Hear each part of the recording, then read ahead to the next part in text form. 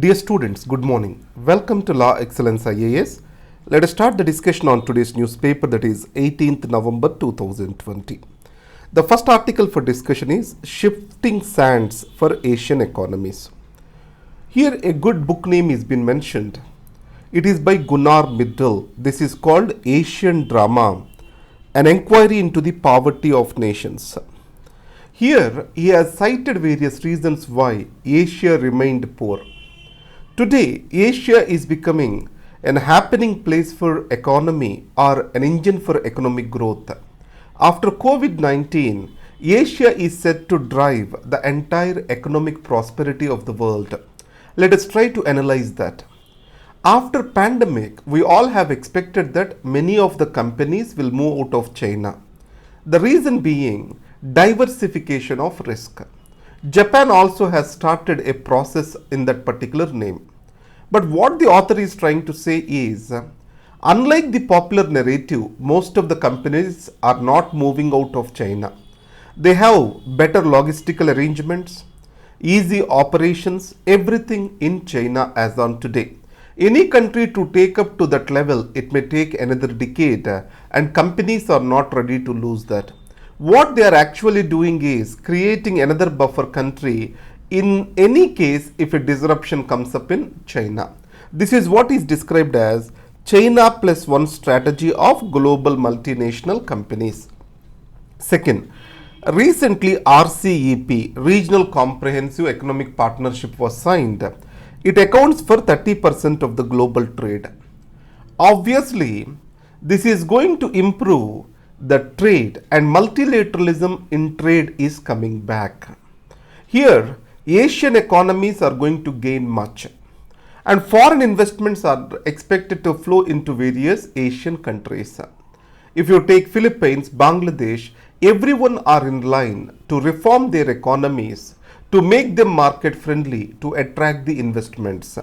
In these circumstances, what India has to do? Author is talking about three important points over here. One is increase public investments. What will happen by public investments? Let us see IMF figures to understand this. 1% of public investment will drive GDP growth by 2.7%, which will also attract private investments by 10%. This is the first point. The second is India needs a major overhaul in its trade policy. Why this overhaul is necessary? There is dualism at many places. What is meant by this dualism? On one side we have SEZs where favorable trade terms are there. Outside SEZs we have other tax structures, etc. This dualism has to be done away with, and we have to bring in consistency. And third most important thing is the labor force participation rate of women or female labor force participation rate. In India, if we observe from 2004 to 2005 and present day, that is by 2017. So between this 2004-2017, the labor force participation of women, it has come down from 42.7% to 23.3%. It means their labor force participation has actually decreased. If you take East Asian miracle, either it is Japan, South Korea or China, the economic might, prosperity came to those countries with participation of women in workforce. Today almost 3/4 of the women are not part of the workforce in India. This has to change. That is what author is trying to say over here. Next is changing the discourse on victim jurisprudence. You know, criminal justice reforms are going on in India. A committee was also appointed. In this case, the author is trying to say here, victim protection or victim rights have to take the front seat in any criminal justice reform.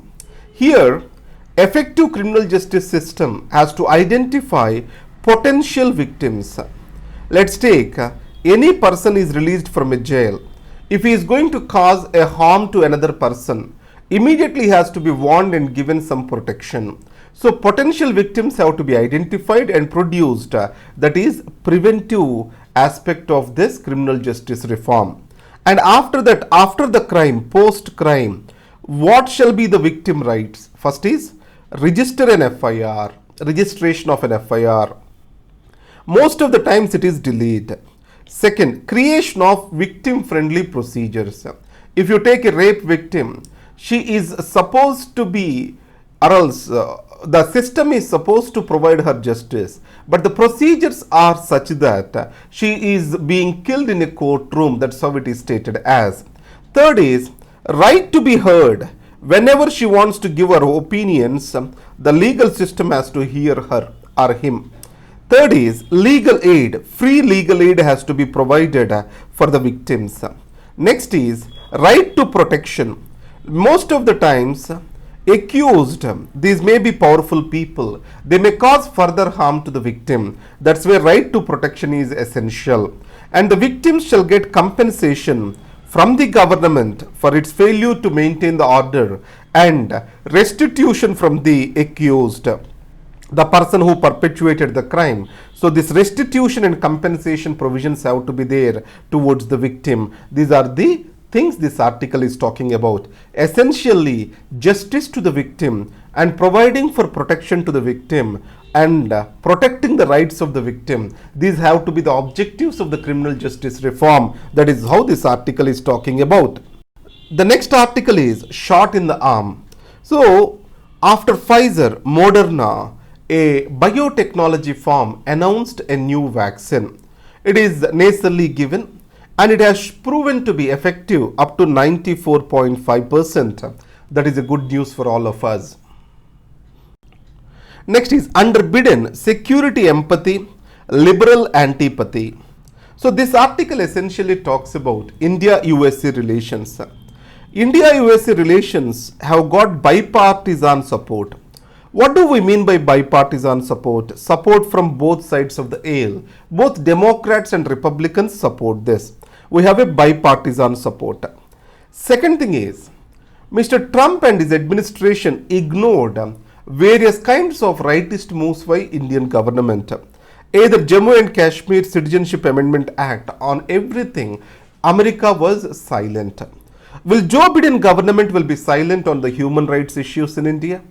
In this context, Pramila Jayapal, a person of Indian origin, she is very vocal on issues in Jammu and Kashmir Citizenship Amendment Act. When Foreign Minister or External Affairs Minister of India was supposed to have a meeting with leaders of the House Foreign Relations Committee, he did not attend to that, stating that they have very closed minds. Miss Pramila Jayapal is part of that particular committee. In this case, can India remain disengaged with critics? Can India remain disengaged with a liberal fraction of United States of America? Here author is trying to say is, the way forward for India is to engage both proponents and critics alike, so that it can give its policy stance or explain its stand very clear to the others. Disengagement is not the choice for India. That is how the author is explaining here. The next article is constitutional fault lines. This article is written in the context of governor's inaction on government's recommendation in Tamil Nadu. Government has recommended for commuting of a sentence for people or convicts of Rajiv Gandhi murder. Till now, governor did not take the file forward. In this context, what are the various provisions or judgments of the Supreme Court? Let us verify. There is Maru Ram versus Union of India. In this judgment, Supreme Court has clearly stated that the powers given to President of India and Governor under 72-161 articles, that is pardoning power, it has to be exercised on the recommendations of whom? It has to be exercised on the recommendations of the government of the day. That means Council of Ministers. And the second thing is, in Shatrugna Chauhan versus Union of India case. What is that? Shatrugna Chauhan versus Union of India case. Supreme Court has clearly stated that undue delay in clearing the mercy petitions is an inhuman act. Remember carefully, Supreme Court has clearly stated that delay in clearing the mercy petitions, it will have dehumanizing effect. And also it has released 15 convicts stating this. In this scenario, early decision is required. And the constitutional officers, they cannot delay the matter saying that they are in their discretion. In this, in the case of Speaker's Office, Supreme Court has stated, in Kesham Meghana Chandra Singh versus Honorable Speaker, Supreme Court has stated that disqualification matters have to be decided within 4 weeks. The essence of this is constitutional officers have to act on the matters which are there in their discretion. So, based on this, the governor need to act on mercy petition and Council of Ministers recommendation of commuting Rajiv Gandhi convicts. This is the essence of the article. Next is Gupkar Alliance and Unholy Global Gathbandhan. Honorable Home Minister Amit Shah, what he says is, People Alliance for Gupkar Declaration in Jammu and Kashmir is an unholy alliance. It is anti-national, etc. So, in a democracy, political parties, can they form alliance or not? And this alliance can contest the elections or not? Then how it becomes anti-national is the question. In these circumstances, restoration of Article 370 is the agenda of this alliance. So, removal of Article 370 is considered as national. Any attempt to bring it back as anti-national by Mr. Shah. Next is, what mechanism do you have against fake news? Supreme Court asks government. In India, there is no established procedure, authority or mechanism to fight the fake news. If you take Tablighi incident, Tablighi Jamaat incident, it was given lot of communal color and it was spread across the news channels, especially electronic media and also social media platforms. So, what kind of mechanism is there to protect from this misinformation, wrong information? This is what is the Supreme Court questioning. Now, in the era of social media, fake news have become the order of the day. This needs to be addressed. Next is RCEP. Now, this is the statement of Shams Saran or opinion of Shams Saran, who was the National Security Advisor and Foreign Secretary before. We need to quote this as the opinion of him in our examination in mains answer. RCEP is not just a trading arrangement. Leaving it is a short-sighted move. Why he says that? Because of not joining of RCEP or any other multilateral trade arrangement, India can be pushed to periphery or marginalized in international trade. It is not good for an open economy like India. That is the opinion of Mr. Shams Saran. Next article will work with democracies on trade to counter China. President-elect Joe Biden, he has stated 3 things over here. His government will have an offset policy or local manufacturing policy. It means any government contract will be given to local manufacturers. That is one thing. Second thing is, China will not be allowed to define rules of trade in the global economy, and he wants to bring in an alliance of democracies to counter China deciding the trade rules. The third most important thing is labor and environmentalists. These will be part of discussion related to any trade pact. So, climate change will be given due attention. These are the words of President Joe Biden. This is Dr. Rambabu signing off for Law Excellence IAS. Thank you very much. Have a great day.